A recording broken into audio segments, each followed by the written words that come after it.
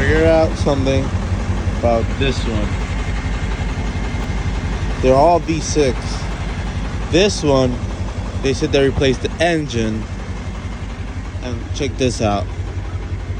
Put us 18 millimeter where the crankshaft bowl is. It's supposed to move. If it's not moved, look at this. If it doesn't move, oh shit! This engine is seized. I go try to do it all the way. Oh. Nothing. This engine is toast. I go inside. Sorry.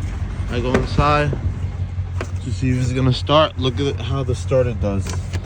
Because it's locked up, it tries to turn over, but it can't because due to the engine being seized. See that? That is bad. Bad news. So we gotta get a replacement engine in it. Another one.